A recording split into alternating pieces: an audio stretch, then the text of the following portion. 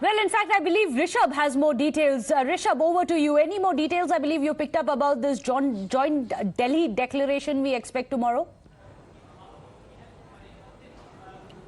Well, definitely, this is something which is exclusive for our viewers, and Russia and China had issues with para 3 and 4, the paras that involve the Ukraine war reference, and that was the bone of contention that was, stopping the joint declaration to be agreed upon initially. But now what we know, and for our viewers, we will read this out, that the new words for when it comes to Ukraine is refrain from action against territorial integrity and sovereignty or political independence of any state. These are the lines that have been used now in New Delhi declaration, and we have also been told that during the high-level negotiation, the Russian foreign minister, who is representing Vladimir Putin, the Russian president, was involved deeply, and after numerous rounds of negotiation, these words have been agreed upon. I'll repeat the word for our viewers. The New Delhi declaration, the word would be refrain from action against the territorial integrity and sovereignty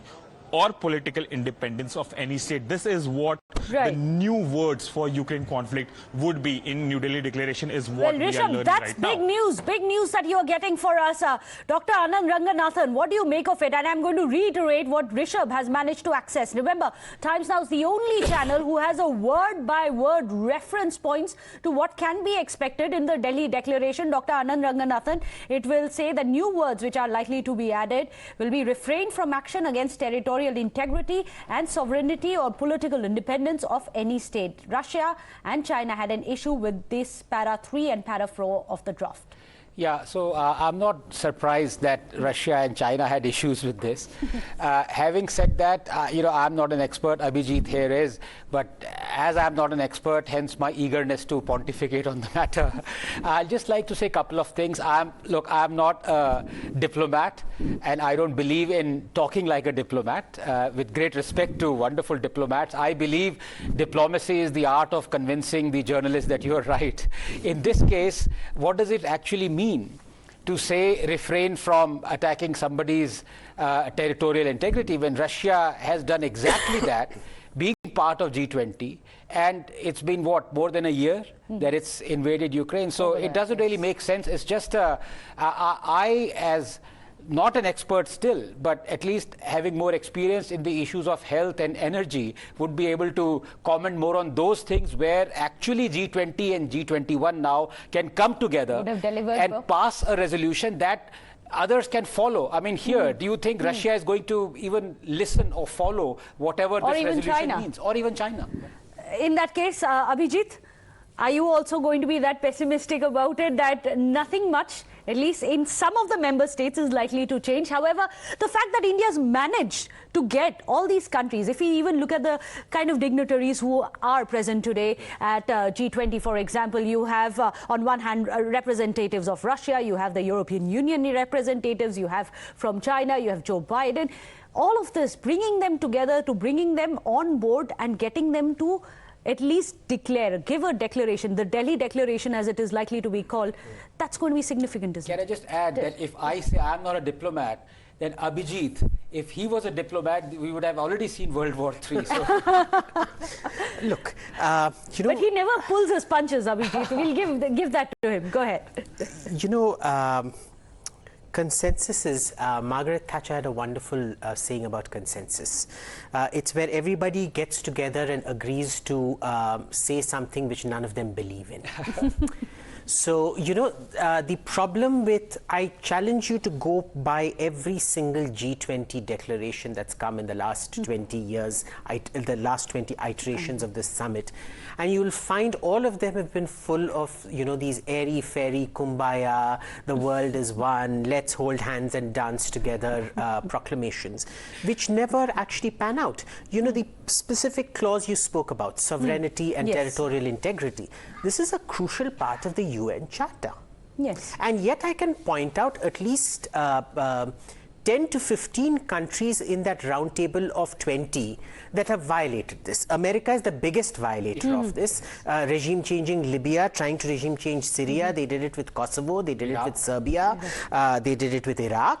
They did it with Afghanistan. Though Afghanistan, you can at least say, was in retaliation for 9/11 and therefore was justified war. UK, which was America's deputy partner in all of this. France, that has been deputy partner in all of this, 50% of all of this.